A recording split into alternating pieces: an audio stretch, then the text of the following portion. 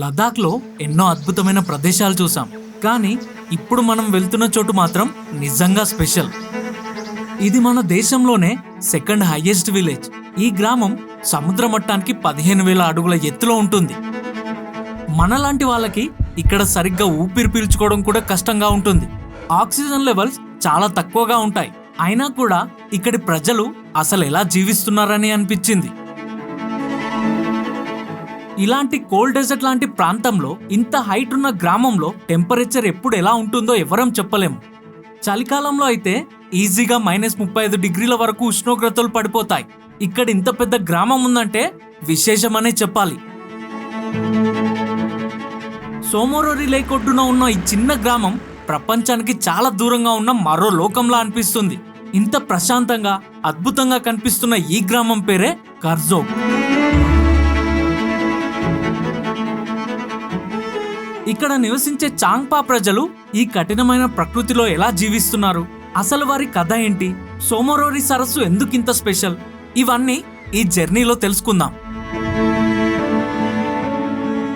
నా వ్యూవర్స్ అంతా 70-80% టీవీలోనే చూస్తున్నారు, కానీ ఎవరు నా ఛానల్ని సబ్స్క్రైబ్ చేసుకోవట్లేదు, అలాగే నా వీడియోస్ని లైక్ చేయట్లేదు. నాకు తెలుసు టీవీలో ఒక వీడియోని లైక్ చేయడం అన్నా, సబ్స్క్రైబ్ చేసుకోవడం అన్నా కష్టమని. అయినా మీరు నన్ను ఎంకరేజ్ చేస్తూ ఈ వీడియోని లైక్ చేస్తారని, అలాగే నా ఛానల్ని సబ్స్క్రైబ్ చేస్తారని మనస్ఫూర్తిగా కోరుకుంటూ, ఇంకెందుకు ఆలస్యం చేయకుండా ఈ పూర్తి వీడియోని చూసేయండి.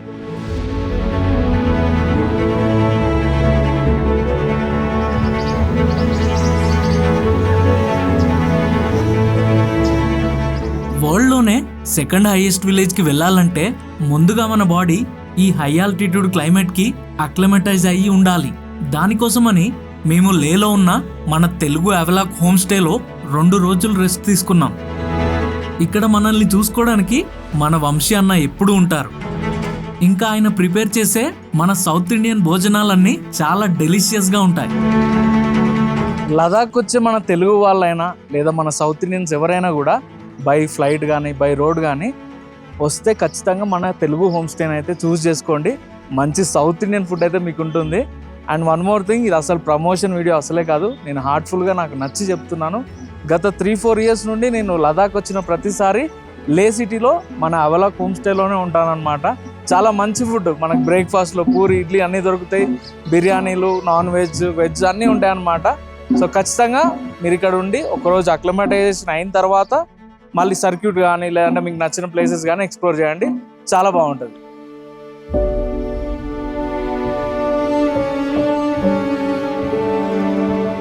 ఇంకలా 2 రోజులు రెస్ట్ తీసుకొని 11,500 ఫీట్ల ఎత్తులో ఉన్న లే నగరం నుండి 15,000 ఫీట్ల ఎత్తులో ఉన్న కర్జోక్కి చేరుకున్నాం.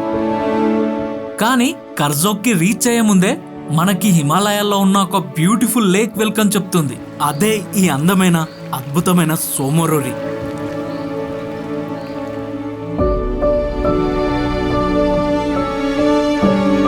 ఇక్కడ గాలి చాలా పల్చగా ఉంటుంది. దానివల్లే ఇక్కడ ఆక్సిజన్ లెవెల్స్ కూడా చాలా తక్కువగా ఉంటాయి. కానీ ఈ లేక్ ని ఫస్ట్ టైం చూసిన వాళ్ళకి వావ్ ఫీలింగ్ ఖచ్చితంగా వస్తుంది. ఈ సరస్సు దాదాపుగా 28 కిలోమీటర్ల పొడవు ఉంటుంది. దీని చుట్టూ ఉన్న చాంగ్తాంగ్ మైదాన ప్రాంతాల్లో యాకులు, కియాంగులు, మర్మూట్స్ వంటి వైల్డ్ యానిమల్స్ స్వేచ్ఛగా తిరుగుతూ కనిపిస్తాయి. ఇక్కడికి వచ్చాక నన్నొక విషయం ఆశ్చర్యానికి గురిచేసింది. ఇంత ఎత్తులో, ఇంత నిర్మానుష్యమైన ప్రాంతంలో ఇలాంటి అద్భుతమైన సరస్సు ఎలా ఏర్పడిందని. ఇక్కడ నిలబడి చూస్తే నేచర్ ముందు ఒక మనిషి ఎంత చిన్నవాడో అర్థమవుతుంది. దీని వెడల్పు 3 నుండి 5 కిలోమీటర్ల వరకు ఉంటుంది. ఇంకా ఈ సరస్సులోని లోతు 250 అడుగుల వరకు ఉంటుంది. ఈ లేక్ పూర్తిగా మన ఇండియన్ భూభాగంలోనే ఉంటుంది. హిస్టారికల్లీ సోమోరోరి గ్లేషియర్ లో కరిగిన నీటితో నిండిన ఒక మంచినీటి సరస్సు. అయితే ఇదొక అంతర్వాహిని సరస్సు కావడం వల్ల ఈ లేక్ లోని నీరు బయటికి వెళ్లేందుకు రివర్స్ లేదా వాగులు లాంటి మార్గాలు లేకపోవడం వల్ల అందులోని వాటర్ అలాగే ఉండిపోయాయి. కేవలం ఎవాపరేషన్ కి మాత్రమే ఛాన్స్ ఉంటుంది. ఇందువల్లే ఈ వాటర్ లోని చాలా మినరల్స్ అన్ని సేంద్రీకరించబడి నీటిలోనే మిగిలిపోయాయి. ఈ రోజు ఈ లేక్ లో ఉండే వాటర్ ని తక్కువ ఉప్పు నీటి శాతం కలిగిన బ్రాకిష్ వాటర్ అని చెప్తారు.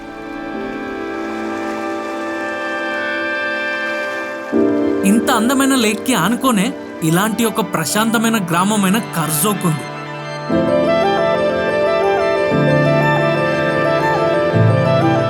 ఇది లదాఖ్లోనే one of the most remotest region. కర్జోక్లో ఎక్కువగా చాంగ్పా కమ్యూనిటీకి చెందిన ప్రజలు నివసిస్తారు. వీరి జీవితం మొత్తం ప్రకృతిపైనే డిపెండ్ అయి ఉంటుంది. యాకులు, గొర్రెలు, ముఖ్యంగా ప్రపంచ ప్రసిద్ధి చెందిన పశ్చిమాన మేకలను పెంచుతూ జీవనం సాగిస్తారు. ఈ గ్రామంలో ఇల్లులు కూడా ప్రకృతికి అనుగుణంగానే నిర్మిస్తారు. ఇక్కడ కనిపించే అన్ని ఇల్లులు సేమ్ ఒకేలా కనిపిస్తాయి. ఎందుకంటే ఇక్కడ ఎప్పుడు చలి ఎక్కువగా ఉండటం వల్ల 2 ఫీట్ల మందమైన మట్టి ఇంకా రాళ్లతో నిర్మించుకుంటారు. బయట ఎంత చలి ఉన్నా లోపల కొంత వెచ్చదనం ఉండేలా వీటిని నిర్మించడం ఇక్కడి ప్రజల తెలివితేటలకు నిదర్శనం. వెల్కమ్ టు కర్జోక్ అందరికీ. ఇది లదాఖ్లోనే one of the most remotest region అన్నమాట. ఇక్కడ ఎప్పుడు ఆక్సిజన్ లెవెల్స్ ఎలా ఉంటాయో, ఏ టైంలో క్లైమేట్ ఎంత అన్ప్రిడిక్టబుల్ ఉంటుందో అర్థం కాదు. కానీ లొకేషన్ అయితే నిజంగా చాలా అత్యద్భుతంగా ఉంటుంది. ఈ ఊర్లోని ప్రజలు కూడా చాలా ఫ్రెండ్లీగా ఉంటారు. కానీ ఒకప్పుడు ఇక్కడికి రావడానికి సరైన రోడ్ కూడా లేకపోయేది. కానీ ఇప్పుడు ఈ రోడ్ని చూస్తుంటే చాలా ఆనందం వేస్తుంది నాకైతే.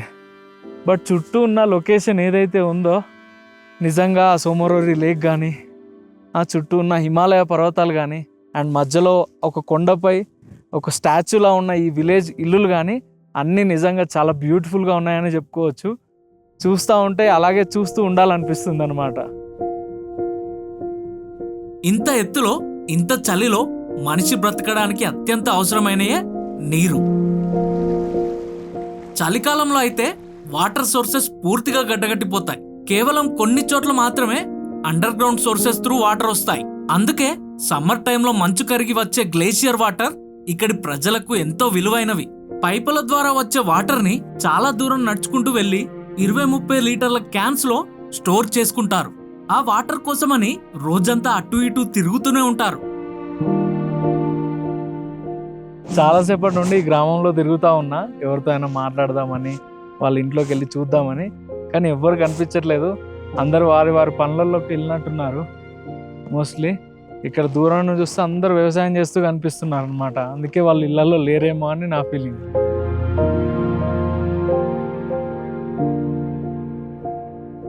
వీళ్ళు ఇక్కడ చూడండి, మీరు మొత్తం ఆవు పిడకల్ని ఇలా పెట్టేసుకున్నారు ఇంటి పైన. అండ్ అటువైపు ఏమో కర్రలు ఉన్నాయి. ఎందుకంటే వింటర్లో వీళ్ళకి కర్రలు దొరకవు. మొత్తం స్నోఫాల్ ఉండడం వల్ల కర్రలు దొరకవు. ఇంట్లో ఉండే బుకారీల్లో ఆ మంట వెలిగించుకోవడానికి కూడా పాసిబిలిటీ ఉండదన్నమాట.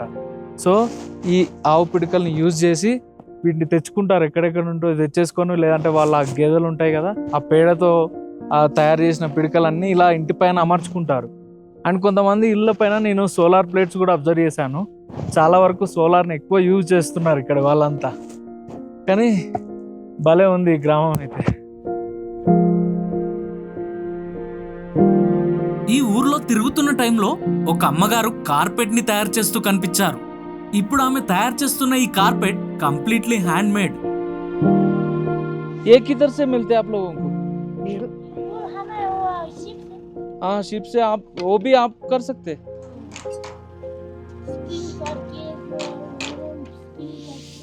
ये पश्मीना का वूल है? हाँ, शिप का है। अच्छा अच्छा.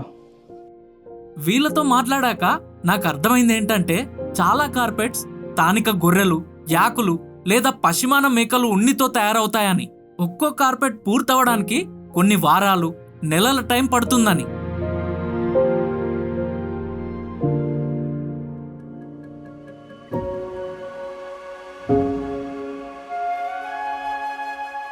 ఈ గ్రామంలో ఒక చిన్న గవర్నమెంట్ స్కూల్ కూడా ఉంది. మేము వెళ్ళిన టైంకి పిల్లలు ప్రేయర్ చేస్తా కనిపించారు.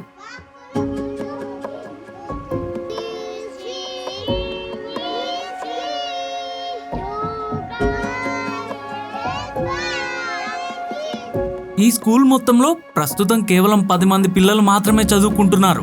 వీళ్ళు చేసే ఈ ప్రేయర్ ని గ్యాంగ్లోమా ప్రేయర్ అని పిలుస్తారు. టిబెటియన్ కల్చర్ లోని జ్ఞానానికి ప్రతీక అయిన మంజుశ్రీ బోధిసత్వకి అంకితం చేసిన ప్రేయర్ ఇది.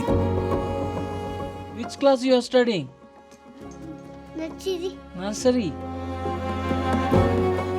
మామూలుగా నేను ఎక్కువ శాతం బుకారీస్ని ఇళ్లలోనే చూసాను, కానీ ఫస్ట్ టైం ఒక ప్రైమరీ స్కూల్లో చూస్తున్నాను.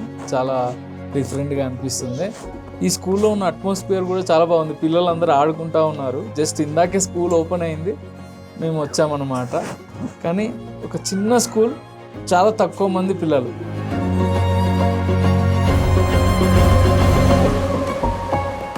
ఇక్కడి వరకు మొబైల్లో చూసిన నా ఆడియన్స్ అందరికీ ఒక చిన్న రిక్వెస్ట్, ఈ వీడియోని కనుక లైక్ చేయకపోయి ఉండుంటే లైక్ చేసి వెంటనే హై పాయింట్స్ ఇచ్చేయండి. అలాగే నా రెగ్యులర్ ట్రావెల్ అప్డేట్స్ కోసం మీరు నన్ను ఇన్స్టాగ్రామ్లో కూడా ఫాలో అవ్వచ్చు. లింక్ డిస్క్రిప్షన్లో మెన్షన్ చేశాను, వెళ్ళి చూడండి. నేను హిమాలయాల్లో ఉన్న ఎన్నో గ్రామాలు చూసా, కానీ ఇప్పటి వరకు ఇలాంటిది ఎక్కడ కూడా అబ్జర్వ్ చేయలేదు. ఫస్ట్ టైం చూసినప్పుడు ఇదేంటో కూడా సరిగ్గా అర్థం కాలేదు. దీనిని ఇక్కడి వాళ్ళు రోమ్కాంగ్ అని పిలుస్తారు. బౌద్ధ సాంప్రదాయంలో అంత్యక్రియల కోసం ఉపయోగించే ప్రత్యేకమైన దహన నిర్మాణమే ఈ రోమ్కాంగ్. స్థానిక భాషలో రోమ్ అంటే డెడ్ బాడీ అని, కాంగ్ అంటే house of the dead body అని అర్థం.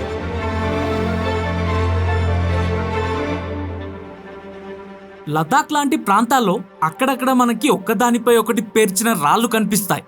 ఈ రాళ్ల గుట్టలను క్రాన్స్ అని పిలుస్తారు. దీన్ని positive way of God worshipping అంటారు, లేదా వారి వారి కోరికలు ఇంకా అదృష్టం కలగాలని కోరుకుంటారు. కొన్ని చోట్ల ఈ రాళ్లపై ఓం మని పద్మహేం వంటి బౌద్ధ మంత్రాలు కూడా చెక్కి ఉంటాయి.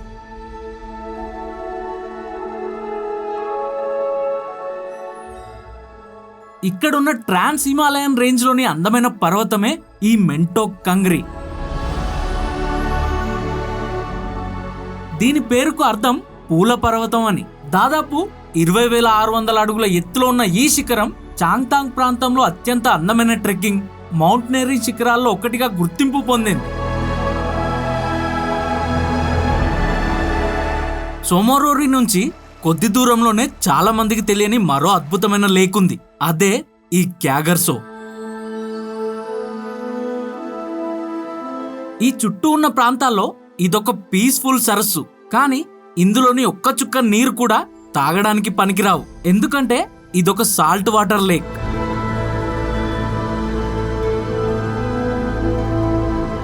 ఈ అద్భుతమైన కోల్డ్ డెజర్ట్ ప్రాంతంలో ప్రకృతి దాచిన మరో అద్భుతం ఉంది, అదే ఈ చుమతాంగ్ హాట్ స్ప్రింగ్స్.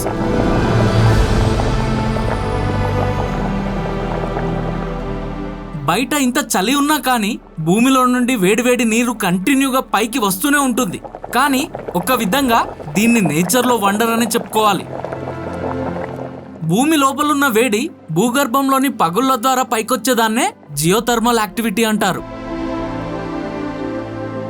పైనున్న నీరు భూమిలోకి చొచ్చుకెళ్లి లోతుల్లో ఉన్న వేడి రాళ్లను తాకి వేడెక్కుతుంది. తర్వాత అదే నీరు మళ్ళీ భూమిపైకి వచ్చి హాట్ స్ప్రింగ్స్ గా బయటికి ప్రవహిస్తుంది.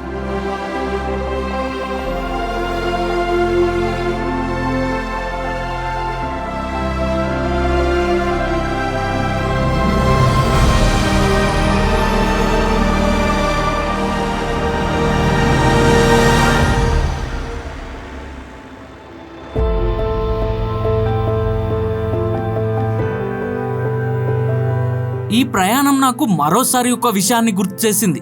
ప్రకృతి ఎంత గొప్పదైనా దాన్ని ఆస్వాదించే అదృష్టం మనకు దక్కడం ఇంకా గొప్ప విషయమని. ఈరోజు మనం చూసిన ఒక అందమైన సరస్సు అయినా లేదా ఈ కోల్డ్ డెజర్ట్ లోని మౌంటైన్స్ అయినా ప్రతిదీ కొత్తగా కనిపించాయి. లదాఖ్ లో మనం ఎంత తిరిగినా ఇంకా చూడాల్సిన ప్రాంతాలు చాలానే ఉన్నాయనిపించాయి. మన రోజువారీ జీవితం అనేది నిరంతర పోరాటం లాంటిది. ఏ రోజు మనం ఎలా ఉంటామో ఎప్పుడు ఏం చేస్తామో ఎవరికీ తెలియదు. కానీ మనం ఇలాంటి ప్రాంతాల్లోకి వచ్చినప్పుడే జీవితం యొక్క అసలైన విలువేంటో అర్థమవుతుంది. ఇలాంటి ఎత్తైన రిమోట్ గ్రామాలకు ప్రయాణించినప్పుడు జనావాసం తగ్గిపోతా ఉంటుందనిపిస్తుంది. గ్రామాలు కూడా చాలా తక్కువగా కనిపిస్తాయి. అయినా కూడా ఇంత కఠినమైన వాతావరణంలో ఇక్కడున్న ప్రజలు ఎలా జీవిస్తున్నారనే విధానం చూసి మనం చాలా నేర్చుకోవాలి. బహుశా కారణం సౌకర్యాలు కాదు, ప్రకృతికి దగ్గరగా ఉండటం, అవసరాలకు మాత్రమే జీవించడం, ఒకరికొకరు తోడుగా ఉండటమే కావచ్చు. మనం ఈ రోజుకి ఎప్పుడు ఇంకా ఏదో కావాలని పరిగెడుతుంటాం. ఇక్కడి ప్రజలు మాత్రం ఉన్న దాంట్లోనే జీవితం ఎంత అందంగా ఉంటుందో చూపించారు. ఇలాంటి మరెన్నో గొప్ప వీడియోల కోసం నా ఛానల్ని సబ్స్క్రైబ్ చేసుకోవడం మాత్రం మర్చిపోవద్దు. Until next video, stay tune to Jagadeesh Johnny films. జై హింద్.